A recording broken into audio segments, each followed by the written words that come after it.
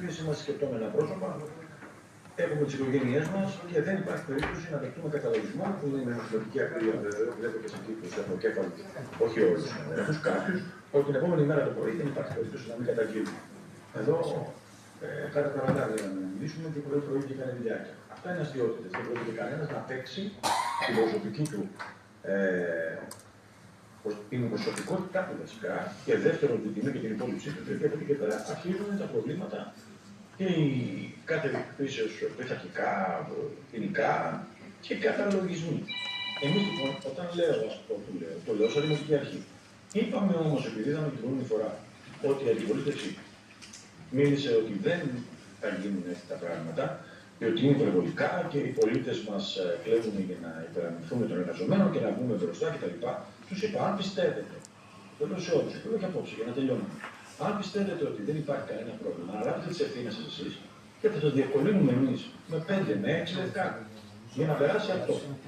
Μην μας ρωτάτε κάθε φορά γιατί δεν το ψηφίζουμε όλοι κατά. Γιατί δεν θέλετε εμείς να το ψηφίζουμε κατά. Το ζητούμενο είναι να περάσει το κατά, αφού εσείς το θέλετε και έχετε μια διαφορετική ανάλυση, ας το περάσετε το κατά.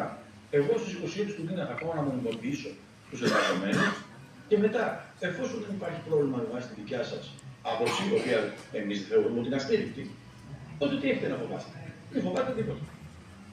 Κάποιοι είναι πιο επαναστάτες, κάποιοι που κρύβονται φυσικά πίσω από το να το τραβήξω. Τι σημαίνει να το τραβήξω? Δηλαδή σημαίνει ότι ο Δήμαρχος αναλαμβάνει την ευθύνη να έχει πειθαρχούς τραγουδισμούς και πειθαρχικά και όλα αυτά ο Δήμαρχος.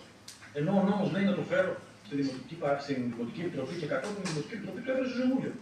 Πάρτε τις ευθύνες σας. Εμείς λέμε ψηφίζουμε υπέρ. Εσείς λέτε ψηφίζουμε κατά. Και μας κατηγορείτε. Σας λέμε θα βγάλουμε και 5 λευκά προκειμένου να υπερισχύσετε.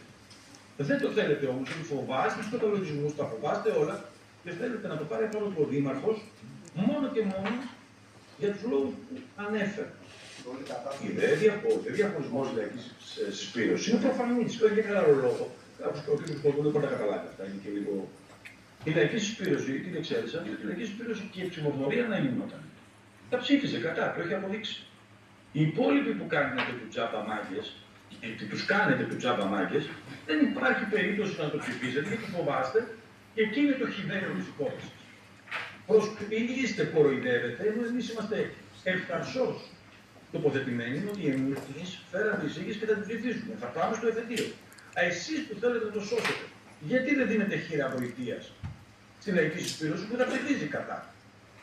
Να σας δώσουμε και εμείς 5 λεπτά και να περάσει και την επόμενη μέρα, αφού είσαστε τόσο μαχητές, να δεχθείτε, αν δεχθείτε τα επίχειρα των όσων κάνατε. Άρα κοροϊδεύετε τους εργαζόμενους. Έχουν μια ευκαιρία, επειδή είναι αποδεικτωμένοι και το πειράζουν. Αν λοιπόν συνενέσετε στο κατά σας, να το ψηφίσουμε. Και δεν σταματήσετε.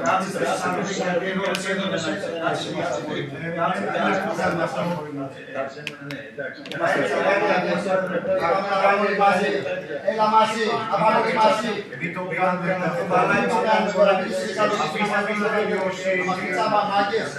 Και είναι τζάμπα μάγκα, για το πούλο και εξαίρεσα κάτι.